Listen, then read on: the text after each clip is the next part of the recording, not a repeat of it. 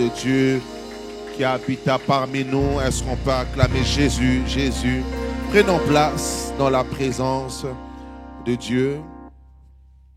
Que le Seigneur te bénisse, toi qui aimes la parole. Amen. Un chrétien grandit en sagesse, en intelligence, en carrure spirituelle, en puissance, en maturité au travers de la parole de Dieu. Amen. Alléluia. J'aimerais dire à quelqu'un qu'il n'y a pas d'autre secret si ce n'est que la parole. Il n'y a pas d'autre chemin qui mène dans une grande dimension avec Dieu si ce n'est que la parole. Amen. La vérité se trouve dans la parole. La vie se trouve dans la parole. Si tu aimes lire la parole, si tu aimes écouter la parole, alors tu vas grandir. Amen. Alléluia. Et aujourd'hui, nous allons encore parler de la parole. Voici le thème, c'est que possède la parole de Dieu. C'est que possède la parole de Dieu. Alléluia. C'est que possède la parole de Dieu. Jean chapitre 1er, au premier chapitre, verset 1. Jusqu'au verset 5. Jean 1, versets 1 à 5. Je lis la parole au nom de Jésus. Au commencement était la parole, et la parole était avec Dieu, et la parole était Dieu. Verset 2. Elle était au commencement avec Dieu. Toutes choses ont été faites par elle, et rien de ce qui a été fait n'a été fait sans elle. En elle était la vie, et la vie était la lumière des hommes. Verset 5. La lumière luit dans les ténèbres, et les ténèbres ne l'ont point reçue. Amen. Prenons place. Au commencement était la parole, et la parole était avec Dieu, et la parole était Dieu. Dis à ton voisin, tu veux trouver Dieu, il est dans sa parole. Dieu est dans la parole. Amen. La parole est Dieu. La parole était avec Dieu. Au commencement de toutes choses était la parole. Elle était au commencement avec Dieu. Toutes choses ont été faites par elle. Amen. Tu vas accomplir toutes choses, sois dans la parole. Car toute chose est faite par la parole. Amen. Et la parole de Dieu, développe la parole de Dieu, comprend et lit la parole de Dieu. Et rien de ce qui a été fait n'a été fait sans elle.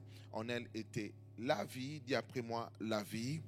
La vie est dans la parole de Dieu. Amen. La vie est dans la parole de Dieu.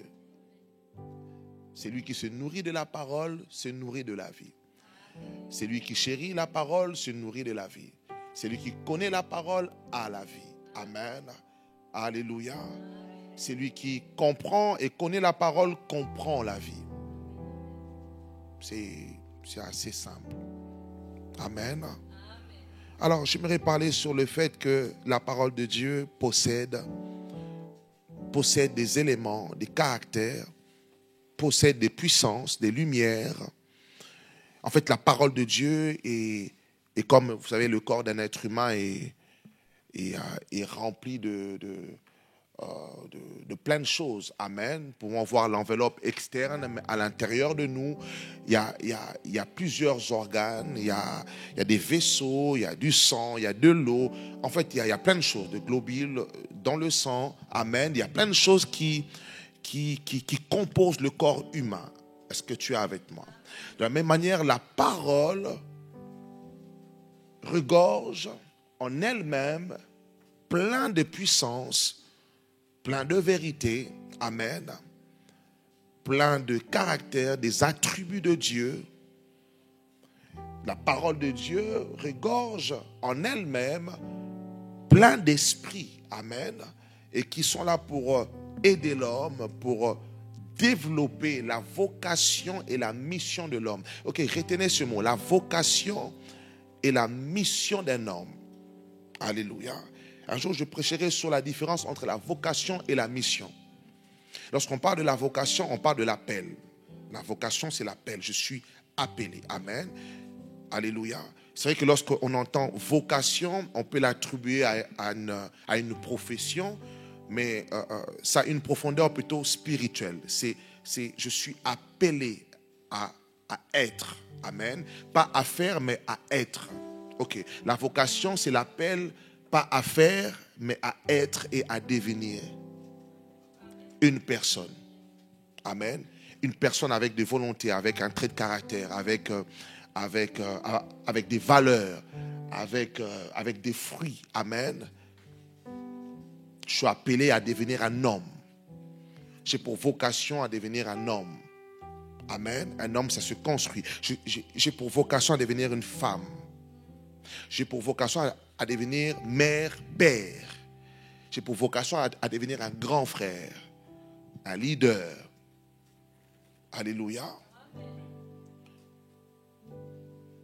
Ok, au-delà de Jésus, on le met bien haut que toutes les personnes qui ont impacté le monde au travers de leur vocation, donc de leur personnalité. Lorsqu'on parle d'une personne comme Gandhi, qui connaît l'histoire de Gandhi?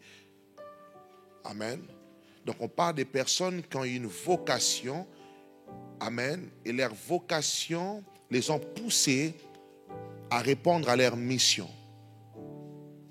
Ok, maintenant la mission c'est le fait de jouer sa partition, amen, à une cause, de contribuer à une cause. Je sens la mission dans ma génération par rapport aux talents et aux capacités que j'ai. Je sens que lorsque je parle, j'ai une voix qui porte et les gens sont attentifs. J'ai la capacité par mon discours d'attirer une foule à me suivre. Alors je sens que j'ai la mission au travers des capacités qui sont en moi d'apporter la paix dans mon pays. Vous savez, il y a des gens comme ça qui ont la mission de porter la cause des orphelins, des femmes violées. Voilà. Ils se sentent vraiment missionnés à faire quelque chose. Alléluia. Jésus était porté par la vocation et par la mission. La vocation de manifester les critères de Dieu par sa personnalité. Amen. Appelé vraiment à être fils de Dieu. Et par la mission de mourir à la croix pour le rachat de l'humanité. Amen. Donc la mission d'aller jusqu'au bout, à accomplir quelque chose, à se sacrifier pour une cause. Oh, donne-moi un amen. Tu dois comprendre ces deux choses. Sinon, tu risquerais de passer à côté de ton existence, de ce pourquoi Dieu t'appelle à l'existence sur la terre. Tu dois comprendre la vocation. Amen. Et la mission. La mission, tu peux ne pas le comprendre tout de suite. Mais la vocation, lorsque Dieu nous appelle en Christ, il nous appelle à le ressembler. Donc, il y a un travail que tu dois faire en toi. Amen. Tu vas échouer à plusieurs reprises, mais tu dois te pousser toi-même vers un meilleur de toi-même. Amen. Avec l'aide de Dieu. Dis après mon nom de Jésus, je suis appelé à ressembler au Seigneur. Je suis appelé. Voilà pourquoi la Bible déclare, je vous donne le pouvoir de devenir enfant de Dieu. De devenir. Amen. On a le pouvoir de devenir. Ok. Donc, lorsqu'on nous dit qu'on donne le pouvoir de devenir, cela veut dire qu'on ne l'est pas forcément encore. Mais on a le pouvoir, donc la vocation, on est appelé à devenir une autre personne.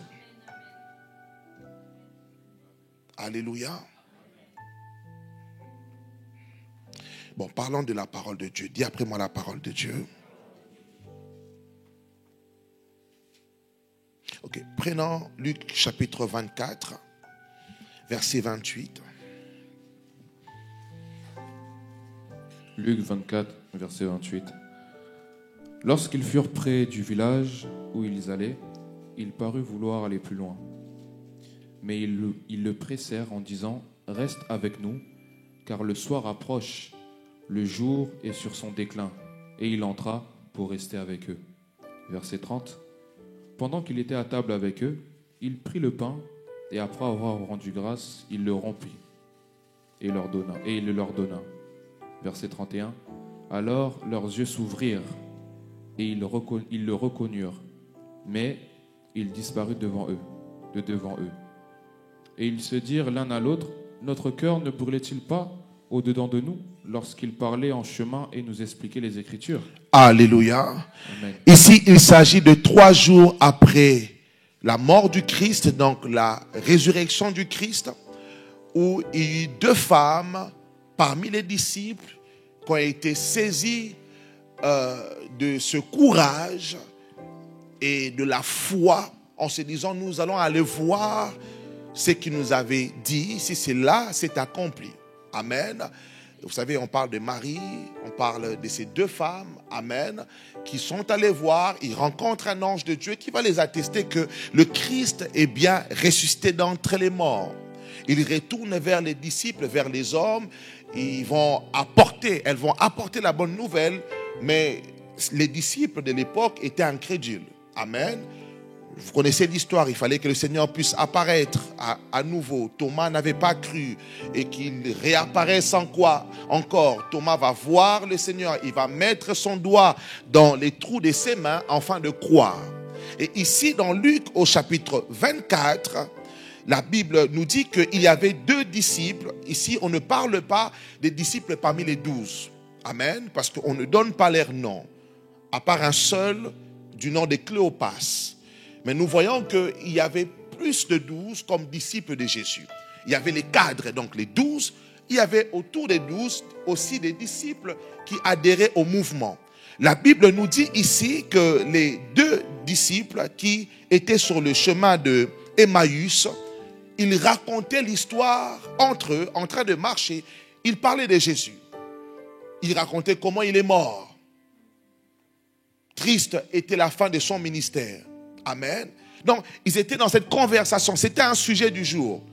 Parce que le 3e jour après sa mort, on parlait encore de cet homme qui a été crucifié dans toute la ville de Jérusalem. Amen. Donc, c'était le sujet du moment. Et ces 2 disciples qui étaient sur le chemin d'Emmaüs, et ils parlaient entre eux. Ils parlaient du Seigneur. Ils parlaient de ce qu'il a été avant sa mort. Ils étaient tristes de perdre le Messie. C'est lui qui incarnait l'espoir de la délivrance d'Israël. Donc, il racontait un peu le ministère de Jésus. Ils étaient tristes. Et la Bible déclare que tout d'un coup, un homme va rejoindre leur marche. C'est comme si tu pars prendre ton train. Vous savez, le matin, il y a toujours un peu un mouvement de troupe. Il y a toujours des gens qui se rejoignent. Et puis là, vous pouvez avoir une conversation. Et c'était un peu pareil avec eux. Et quelqu'un va les rejoindre. Et il va leur demander, vous parlez de quoi? Et il va leur dire, mais tu es la seule personne dans toute la ville qui ne connaît pas le sujet du jour. Un homme est mort, un grand prophète. Dieu l'utilisait puissamment. Il était puissant en parole, il était puissant en œuvre. Et ils étaient attristés. Ils parlaient. Et à un moment donné, l'homme qui va les rejoindre va se mettre à parler au verset.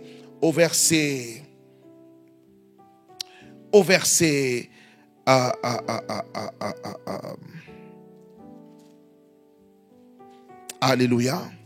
Est-ce que tu es avec moi? Donne-moi un amen. Au verset 28, 27. Je prends le 28. Lorsqu'ils furent près du village où ils allaient, il parut vouloir aller plus loin. Mais ils le pressèrent en disant, reste avec nous. Non, c'est bien avant ça. 25. Est-ce qu'on peut le lire, le verset 25?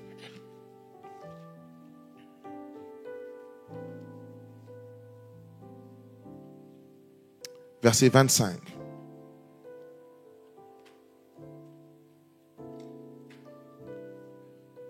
Amen. Verset 25. Alors Jésus leur dit, ô hommes sans intelligence, et dont le cœur est lent à croire tout ce que... Ils ne savaient pas que c'était Jésus qui parlait avec eux. Amen. Amen.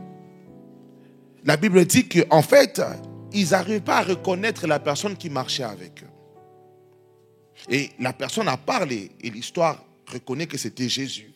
Mais la personne va leur dire, ô hommes de peu d'intelligence, continuez à lire. Et dont le cœur est lent à croire. Et dont le cœur est lent à croire. Dis après mon nom de Jésus, au nom de que Jésus, mon cœur ne soit pas lent à croire. que mon cœur ne soit pas lent à croire. Que mon cœur ne manque pas d'intelligence. Mon cœur ne manque pas Que mon cœur soit souple à croire. Que mon cœur soit souple Au nom de Jésus. Continue à lire. Lent à croire tout ce qu'ont dit les prophètes. Ne fallait-il pas que le Christ souffre ces choses et qu'il entre dans sa gloire? Verset 27. Et commençant par Moïse et par tous les prophètes, il leur expliqua dans toutes les Écritures ce qui le concernait. Continue à lire, verset 28. Verset 28. Lorsqu'ils furent près du village où ils allaient, il parut vouloir aller plus loin. Mais ils le pressèrent en disant, reste avec nous, car le soir approche. Le jour est sur son déclin. Et il entra pour rester avec eux. Verset 30. Pendant qu'il était à table avec eux, il prit le pain, et après avoir rendu grâce, il le rompit, et le leur donna. Verset 31. Alors leurs yeux s'ouvrirent, et ils le reconnurent. Mais il disparut de devant eux. Et ils se dirent l'un à l'autre, notre cœur ne brûlait-il pas au-dedans de nous, lorsqu'il nous parlait en chemin et nous expliquait les Écritures? Amen. Amen. Parole du Seigneur.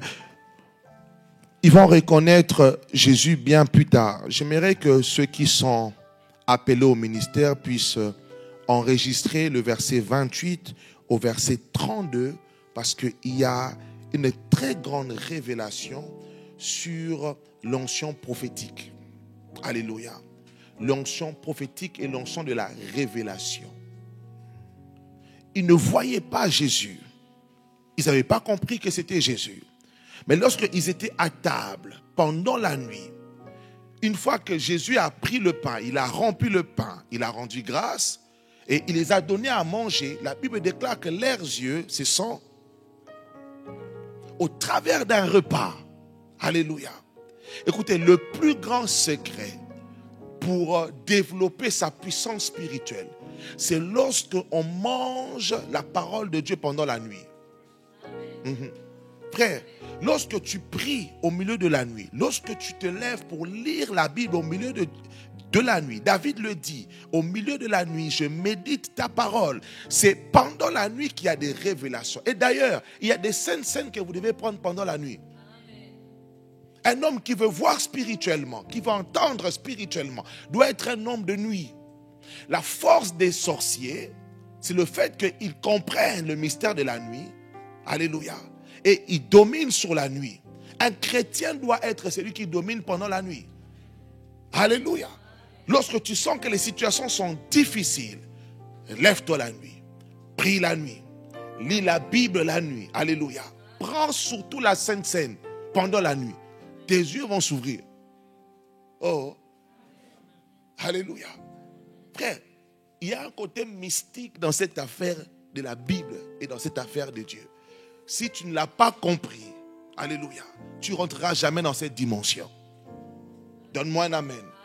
Écoutez, si tu fais comme tout le monde, prie comme tout le monde, amen, fais comme tout le monde, alors tu n'es pas encore prêt pour rentrer dans la dimension de la puissance de Dieu. Non. C'est quand tu commences à faire différemment. Alléluia. Lorsque les disciples dormaient, c'est là où Jésus s'est levé. Il priait toute la nuit. Il s'éloignait un peu, il priait toute la nuit, jusqu'au matin. C'est normal qu'il dormait pendant les voyages. Alléluia. Dans le bateau, il dormait. Il fallait que les disciples le réveillent. Mais réveille-toi, tu ne vois pas qu'on coule. Laisse-moi dormir, Pierre. J'ai prié toute la nuit. Mais lorsque tu as prié toute la nuit, tu peux dormir pendant le jour. Parce que peu importe les problèmes qui vont arriver, tu l'as déjà maîtrisé pendant la nuit. Est-ce que tu es avec moi? Alléluia. Prends la Sainte Seine la nuit.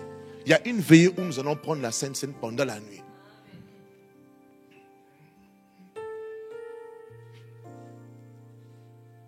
Est-ce que tu es avec moi? Lis la Bible pendant la nuit, tes yeux vont s'ouvrir. Alléluia. Est-ce que tu es avec moi? Est-ce que tu peux acclamer le Seigneur?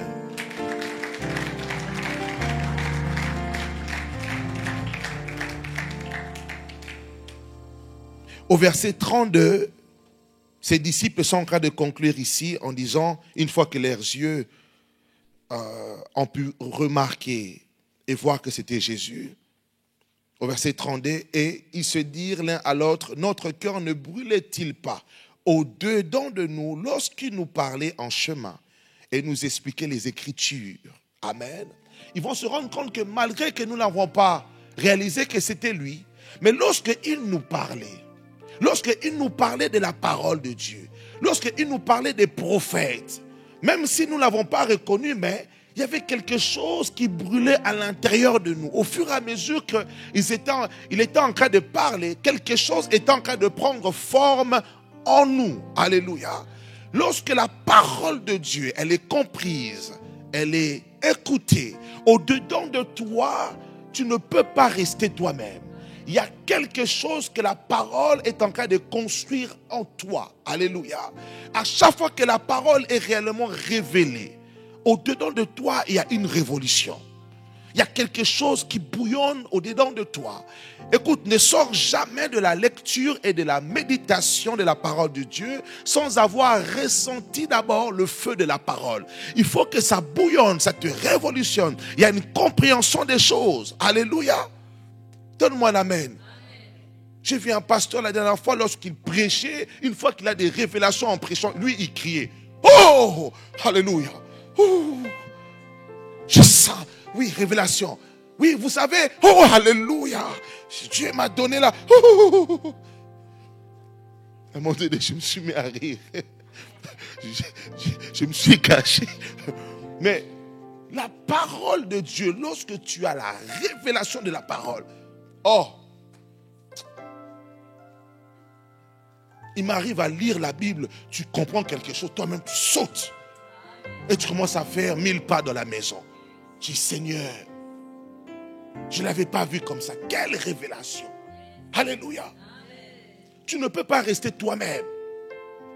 Dis à ton voisin, aime la parole. Aime, oh my God, aime la parole. Vous savez, les sœurs qui ont la révélation de la parole et l'amour de la parole sont difficiles à draguer. Hein? Difficiles. Amen. Parce que des choses qu'elle a entendues là, de la parole. Hein? Donc son oreille est habituée à entendre des mystères.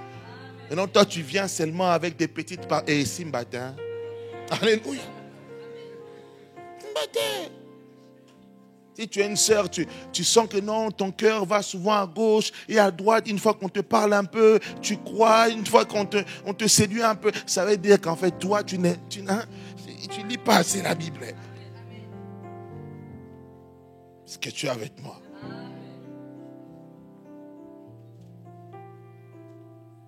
Dis après moi la parole de Dieu. Alors, qu'est-ce qu'il y a dans la parole de Dieu? La parole de Dieu, c'est Jésus-Christ lui-même. À chaque fois que tu cites le nom de Jésus, en fait, tu déclenches ce que la parole de Dieu possède. La parole de Dieu, dans le psaume au chapitre 119 au verset 105, la parole de Dieu possède une lampe. C'est une lampe et une lumière sur notre sentier. 119 verset 105, psaume. Ta parole est une lampe à mes pieds et une lumière sur mon sentier. Donc la parole de Dieu a la capacité de t'éclairer. Lorsque tu marches dans ta vie et que tu ne sais pas vers où y aller ou quoi faire, la parole de Dieu a la capacité de t'éclairer sur ton chemin. Alléluia. La parole de Dieu est une lampe. La parole de Dieu est une lumière. Alléluia. Et la parole de Dieu est capable de te diriger, est capable de te conduire. La parole de Dieu apporte une révélation. Là où il y avait le ténèbre, il y a le brouillard, tu ne vois rien, tu t'attends. La parole de Dieu t'apporte une révélation. Elle a la puissance de t'apporter une révélation. Si tu ne lis pas la Bible, tu ne peux pas entendre la voix de Dieu. Et ne pensez pas que lorsqu'on dit que Dieu nous parle, c'est tout le temps une voix terrible. Oh, le pasteur a dit, oh j'entends. Oh, donc le pasteur en ce don-là. Donc là, quand il dit il entend, ça veut dire que là, tout de suite, il y a une grosse voix qu'il entend que nous, on n'entend pas. Non. Pas forcément. Non. Alléluia. C'est une voix simple. Amen. Mais on a l'habitude, on s'est habitué avec cette voix. Par la lecture de la parole de Dieu, amen. C'est une voix qui vient nous éclairer. On a la conviction que ce qu'on a reçu vient de Dieu. Alléluia. Et automatiquement, on est conduit. Est-ce que tu es avec moi? Et si tu ne lis pas la parole de Dieu, tu ne pourras pas avoir la maîtrise d'écouter l'ainsi dit l'Éternel. Tu dois aimer la parole, tu dois lire la parole. Tu peux être un homme qui prie beaucoup. Amen. Mais si tu ne lis pas, tu auras tendance même à ne pas comprendre lorsque Dieu te parle. Lis beaucoup la Bible. Amen. Est-ce que tu es avec moi? C'est une lampe à mes pieds. Donc c'est-à-dire qu'un enfant de Dieu qui a la parole de Dieu marche avec une lampe. Peut-être que tu ne le sais pas. Tu as une lampe accrochée sur tes pieds. Quand tu marches, la lampe est là. Amen. Et la lampe t'éclaire. Ça te conduit. Dis après mon nom de Jésus. Que ma lampe, que ma lumière soit éclairée. Au nom de... Acclame très fort le Seigneur. Proverbe chapitre 30, verset 5. Proverbe 30, verset 5. Toute parole de Dieu est éprouvée. Il est un bouclier pour ceux qui cherchent en lui un refuge. Répète encore. Toute parole de Dieu est éprouvée. Il est un bouclier pour ceux qui cherchent en lui un refuge. Toute parole de Dieu était... Il est un bouclier pour ceux qui cherchent en lui un refuge. Par ici, la parole de Dieu veut nous faire comprendre que la parole de Dieu, lorsqu'elle est comprise, elle doit être éprouvée. Amen. Donc la parole de Dieu a besoin de rencontrer une situation qui va l'éprouver. Jésus-Christ était la parole de Dieu chère, faite chair. Voilà pourquoi le diable l'a éprouvé. Dans le désert, on a éprouvé le fait qu'il était clairement la parole de Dieu. Donc lorsque nous sommes ici en tant qu'enfants de Dieu, nous détenons le nom de Jésus-Christ, nous avons foi dans le nom de Jésus, nous sommes comme des paroles qui doivent être éprouvées. Alléluia. Nous sommes des paroles qui doivent être éprouvées. Tu as lu la parole de Dieu, tu as compris que Jésus est amour, tu as compris que tu dois aussi avoir de l'amour, mais tu dois rencontrer une situation qui va éprouver ton amour. Cette parole ne deviendra jamais puissante si elle n'est pas éprouvée. Elle doit être éprouvée. Alléluia. Christ t'a pardonné, tu dois pardonner. Tu vas traverser une situation où cette parole, elle a besoin d'être éprouvée. Où tu dois pardonner. Et tant que tu ne pardonnes pas, tu resteras toujours au même niveau. Sur le plan spirituel. Une fois que tu passes le test, tu rentres dans une autre dimension. Et cette parole manifeste une puissance en toi. Elle devient maintenant après un bouclier. Oh. Ok. Prenons un exemple. Tu dois comprendre cette parole. Amen. Elle doit d'abord être éprouvée. Et par la suite, elle devient un bouclier.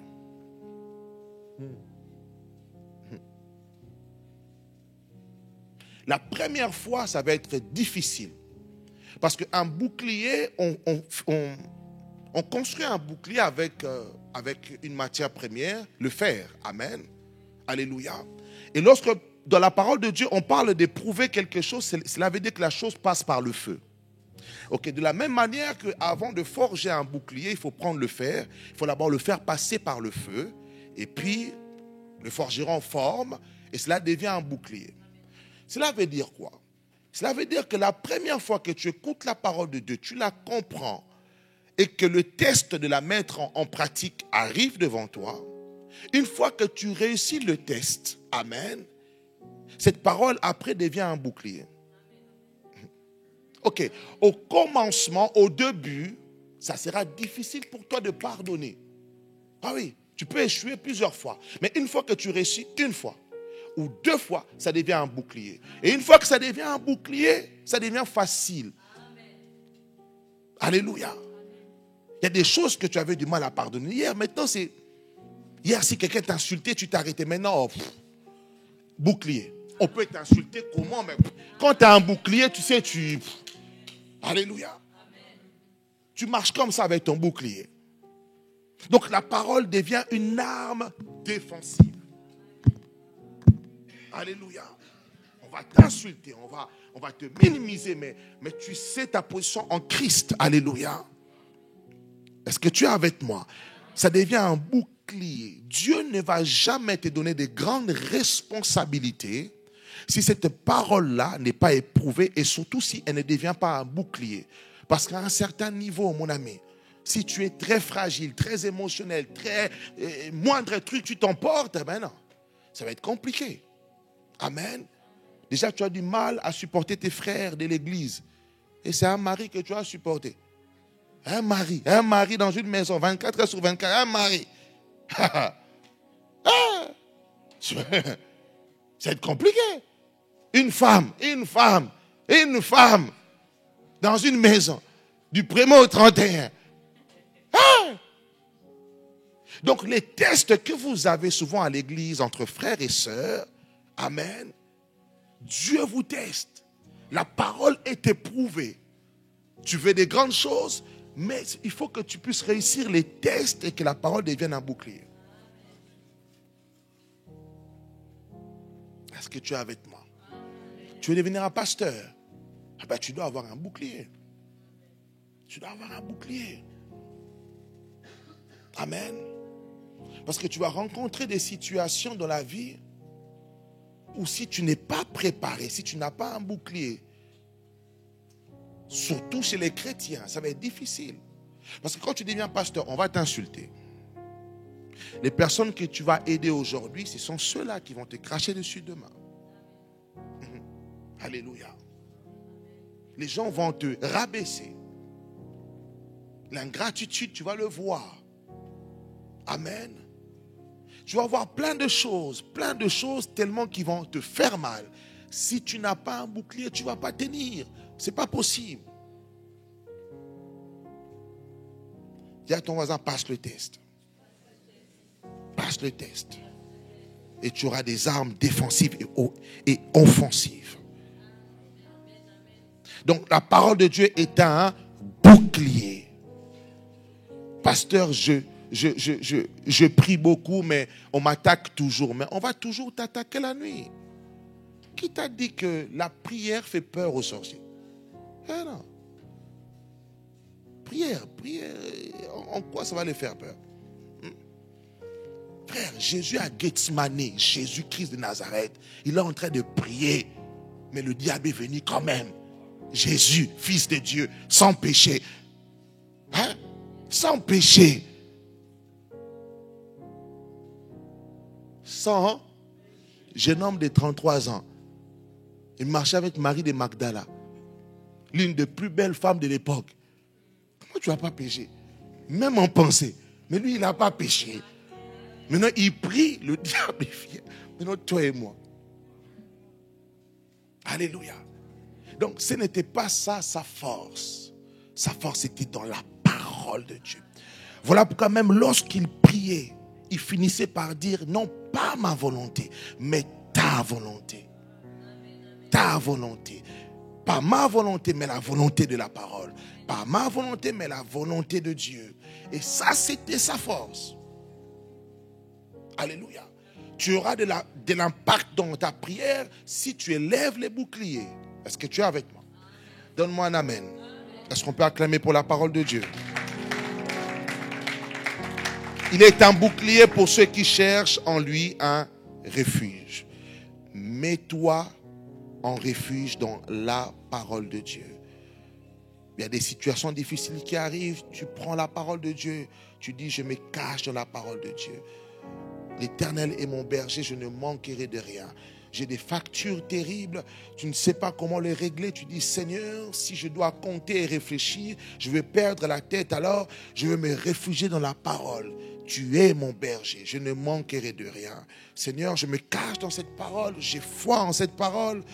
Et cela va combattre toute opposition de la précarité dans ta vie. Jérémie, verset 23 au chapitre 23 au verset 29. Jérémie 23, verset 29. Ma parole n'est-elle pas comme un feu, Oui. dit l'Éternel, et comme un marteau qui brise le roc? C'est pourquoi, voici, dit l'Éternel, j'en veux aux prophètes qui se dérobent mes paroles l'un à l'autre. Amen. Laissons le verset 29. Restons au verset 29. Ma parole n'est-elle pas comme un feu? Amen. Amen. Pourquoi dans votre église, lorsque vous priez, vous dites le feu, le feu, le feu, le feu? Alléluia. Des fois, il faut venir poser la question. Il y a des chrétiens aussi qui, vous savez, on est tous les enfants d'une même famille. Il est possible qu'il y en ait qui soient, ils sont dans l'université spirituelle, d'autres au lycée, d'autres au collège, d'autres à l'école primaire, d'autres à l'école maternelle. Donc c'est compliqué des fois de se comprendre. Amen. Oui, nous allons dire le feu parce que nous avons la connaissance que Jésus-Christ, la parole de Dieu, est un feu. Alléluia. Maintenant, en tant qu'enfant de Dieu, tu peux prier en disant le feu, le feu, le feu. Et le feu, ça sort pas. Hein? Amen. C'est comme un briquet que tu essaies d'allumer. Amen. Les ex-tireurs, vous êtes là? Ah, oui, levez la main. Les ex-tireurs, levez la main. Levez la main. Amen. Bon, moi j'ai été un ex-dealer. Mais je ne tirais pas. Bizarre, hein? Tu vas pour qu'il tire, mais toi-même. Des fois, l'éducation, c'est bien. Maman, éduquez bien vos parents, vos enfants. Éduquez bien vos enfants. Ça va quand même les aider à un moment donné. Amen. Influencer, mais d'un côté, tu dis non, je ne peux pas fumer quand même. Je sors d'une bonne famille. Amen. Mais on vendait. Les ex-tireurs, des fois, tu as le briquet là, c'est énervé. Hein. Et j'ai remarqué, entre eux, parce que pas entre vous, entre eux, parce que vous êtes plus dedans, il y a une solidarité. Hein. Tu veux, ça va, tu veux une clope? Hein? Alléluia. Ils sont solidaires de la mort. Maintenant, nous, en tant que chrétiens, on manque d'être solidaires dans la vie. Et dans la mort, ils sont solidaires. Tiens, ça va, tu veux? Ça c'est... Hein? Donc, c'est énervé lorsque le briquet ne s'allumait pas. Et c'est des fois pareil. Tu peux prier en disant, le feu, toi, ça ne sort pas. Parce qu'il n'y a pas feu sans parole. Quelle parole de Dieu tu as pu lire durant la journée ou même avant de prier? Tu dois avoir une parole. Tu dois lire même 15 minutes, 10 minutes. Tu dois avoir le feu en toi pour dégager le feu. Hein? Sinon, mon ami, tu fais rien. Le feu, le feu, le feu, le feu. Manta, natindi, nasoba, bra.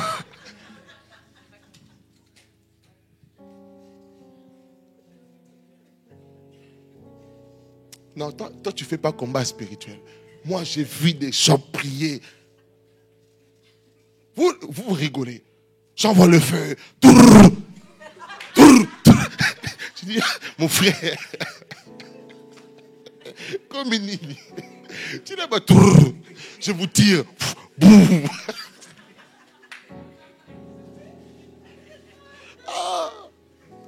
La vie, c'est pas facile. Il y a des situations dans la vie qui nous dérangent tellement qu'on a envie de finir avec ça.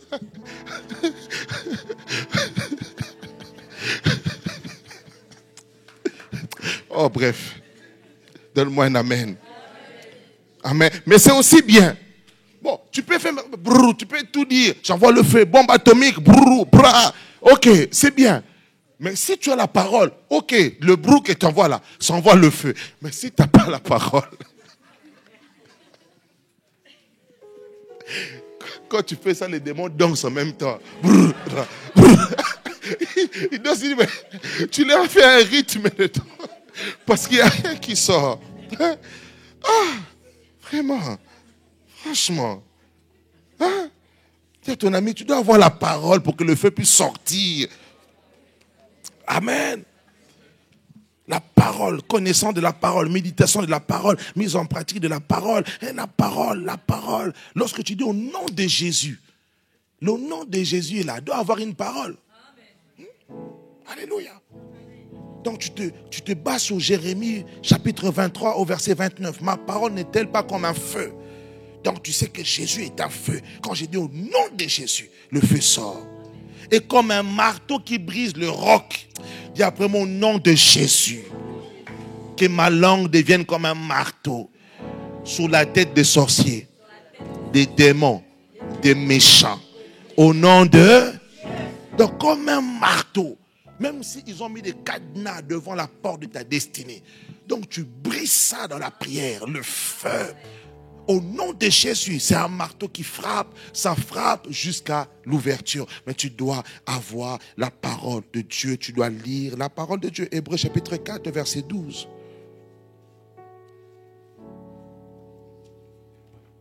Hébreux 4, 12. Car la parole de Dieu est vivante et efficace, plus tranchante qu'une épée quelconque à deux tranchants, pénétrante jusqu'à partager âme et esprit. Elle est vivante et elle est efficace. Tu dois croire que la parole de Dieu, que Jésus est vivant, que sa parole est vivante. Alléluia. Amen. Et les paroles que tu déclares doivent devenir des paroles vivantes et efficaces. Lorsque tu crois en cela et que tu déclares une parole, tu sais que cette parole produit la vie autour de toi et la mort dans les camps de tes ennemis. Amen. Amen. Et tu dois croire qu'elle est efficace. En d'autres termes, ça va forcément aller jusqu'au bout de ce pourquoi elle a été relâchée. Cette parole va porter du fruit, ça va aller jusqu'au bout. Tu dois croire qu'elle est efficace. Amen. Amen. Plus tranchante qu'une épée. Donc tu crois ici que la parole de Dieu est une épée. Alléluia. Amen. Capable de trancher. Dis après moi, trancher. Tranché. Donc là, quand tu es dans le combat spirituel, tu peux dire au nom de Jésus, je prends l'épée, je coupe. Je coupe. Et spirituellement, tu coupes aussi, mon ami. Alléluia. Tu dois devenir dangereux en parole. Frère, Jésus est un homme dangereux en parole. Lorsqu'il parlait, les choses se faisaient. Il avait l'autorité dans sa parole. Frère, ne sois pas timide ou intimidé par les événements. Mais tu dois agresser les événements. Alléluia. Le problème arrive, tu l'agresses en parole. Alléluia. Jésus était efficace en parole devant Dieu et devant les hommes. Ok, lisons-le. Et ça encore, j'interpelle ceux-là qui sont appelés au ministère à comprendre cela. C'est très important. Allons-y dans Luc. J'aimerais que vous puissiez comprendre quelque chose. Luc chapitre 24, toujours.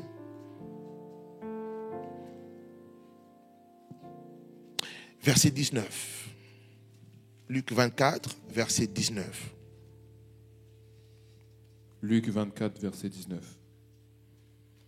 Et ils lui répondirent: ce qui est arrivé au sujet de Jésus de Nazareth, qui était un prophète puissant en œuvre et en parole devant Dieu et devant tout le peuple. Attends, il était comment? Un prophète Puissant en œuvre et en parole. Et en parole. Devant qui? Devant Dieu. Donc même devant Dieu. Frère, Dieu est le Tout-Puissant. Il écoute que les puissants. Donc quand tu parles avec Dieu, tu dois être puissant en parole. Amen. Là, je le dis en théorie, mais en fait, il leva les pains. Il dit, je te rends grâce. Les choses se sont multipliées.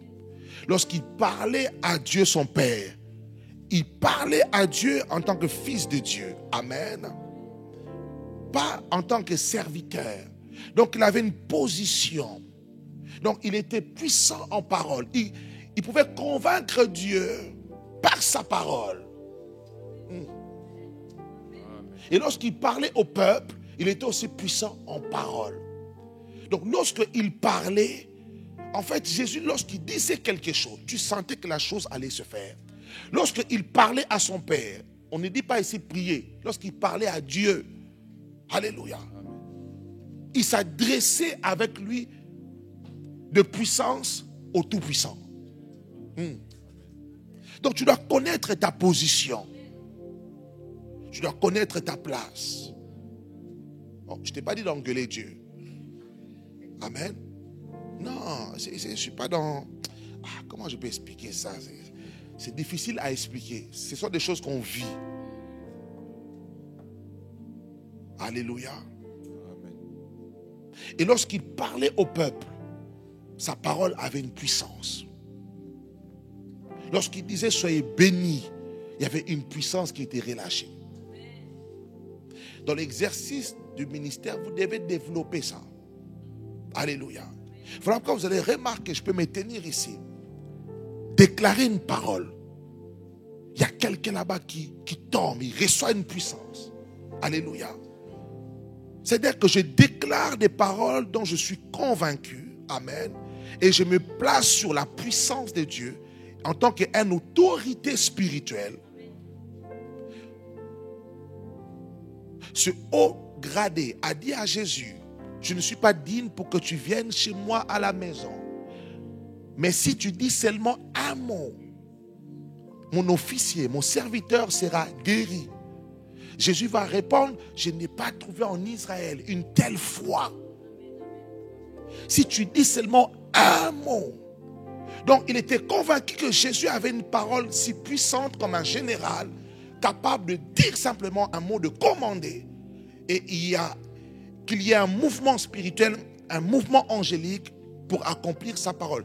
Donc tu dois être dans cette dimension. Pour être dans cette dimension, tu dois beaucoup lire la parole de Dieu, être convaincu de la parole de Dieu, t'imprégner de la parole de Dieu pour que ta parole puisse avoir de l'impact. Est-ce que tu es avec moi? Amen. Donne-moi un amen. Amen. Donne-moi un amen. Amen. Dis après mon nom de Jésus, je vais être puissant comme Jésus. En parole, en déclaration de la parole de Dieu, que ma parole soit puissante devant Dieu et devant les hommes, au nom de Jésus-Christ. Amen. Acclame la parole et lève-toi. Lève-toi dans la présence de Dieu. L'exercice